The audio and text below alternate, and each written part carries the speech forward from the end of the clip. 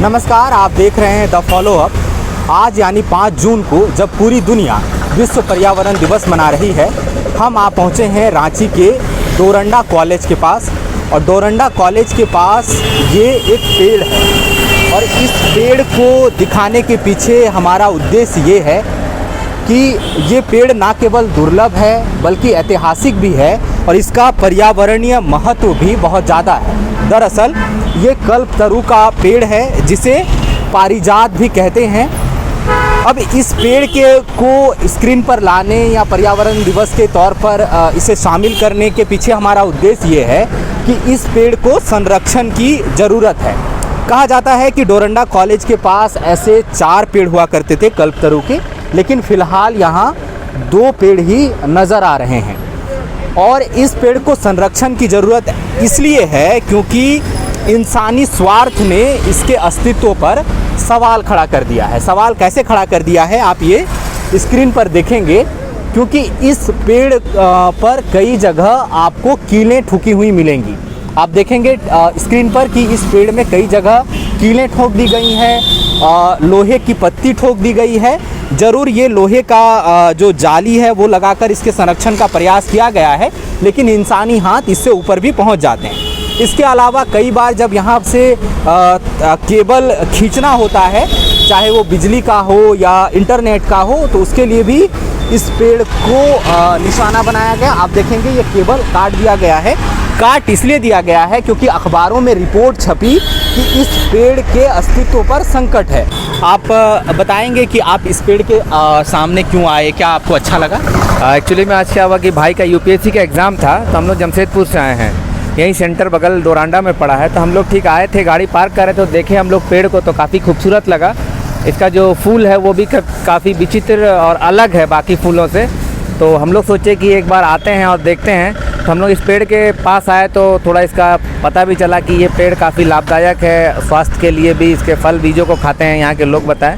तो हम लोग इसका सूखे हुए फल और फूल को लेकर जा रहे हैं, उसको हम लोग प्लांटेशन करने का सोच के लेके जा रहे हैं। देखते हैं इस कार्य में हम लोग सफल होते हैं तो इसका और भी हम लोग वृक्ष जमशेदपुर में भी लगाएंगे।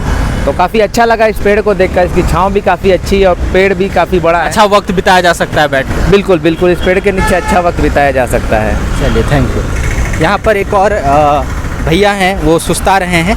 भैया, ये कल्पतरु पारिजात का पेड़ है, आप लोग अक्सर यहीं पर आते हैं सुस्ताने, आराम करने के लिए? हाँ। क्या अच्छा लगता है इस पेड़ के बारे में? यहाँ पर काम करते हैं हम लोग को बहुत आराम मिलता है। इसका हवा पानी हम लोग का बहुत फ़ायदा का काम करता है। और ज़्यादा तो नहीं जानते इस पेड़ के बारे में, लेकिन बहुत पुराना पेड़ है। इसके बारे हर आदमी तारीफ़ करता है और हर आदमी इसको जानता है। जो नहीं जानता वो जानने का कोशिश करता है।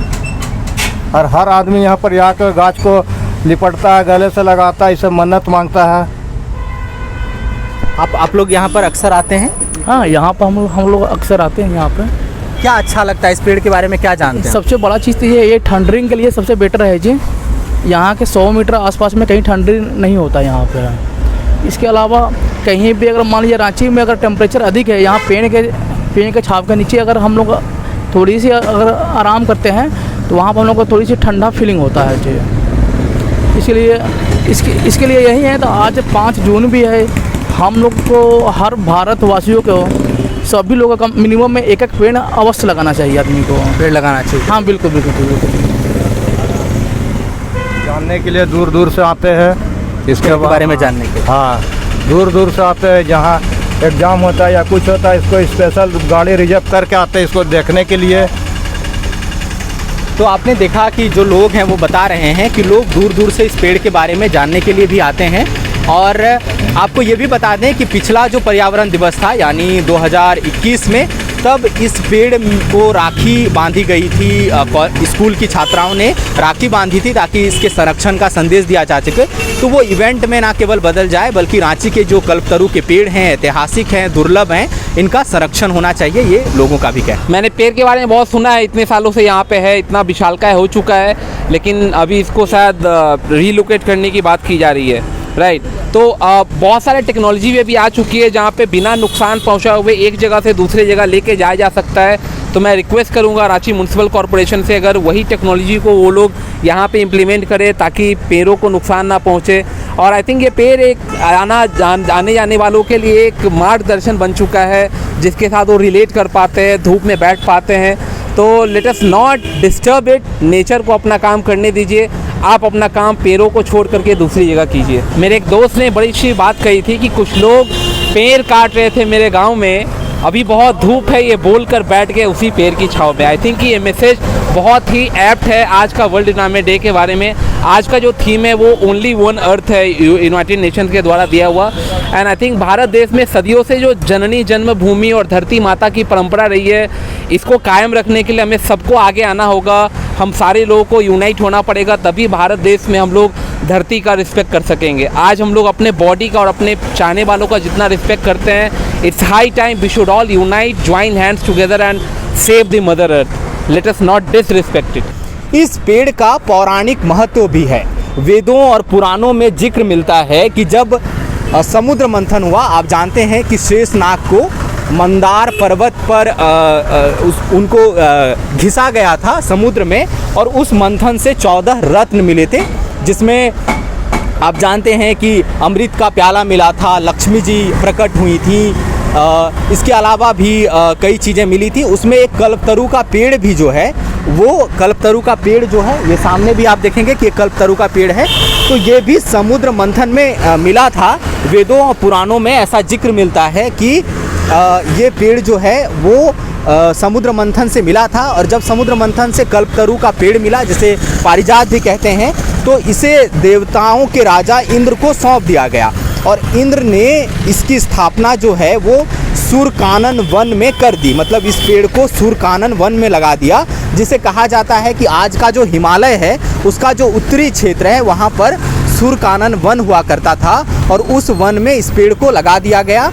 कद्र करनी पड़ेगी पेड़ों की, हमें कद्र करनी पड़ेगी पर्यावरण की, ताकि हम भी जीवित रहें। नहीं तो क्या होगा कि एक दिन प्रकृति अपने तरीके से संतुलन स्थापित करने की कोशिश करेगी, जो महामारी या सुनामी या उत्तराखंड त्रासदी जैसी घटनाओं के रूप में या भूकंप के रूप में सामने आएगा, और उस समय इंसान जो है वो त्राहिमाम करता हुआ अपनी ज़िंदगी की भीख मांगेगा। लेकिन आपको ये ध्यान रखना चाहिए कि प्रकृति दान देना पसंद करती है, प्रकृति कभी भी भीख नहीं देती है।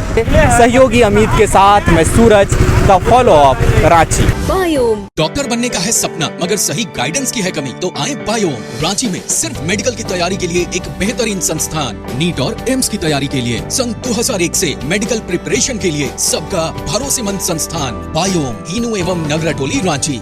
thefollowup.in. Like, share and subscribe. www.thefollowup.in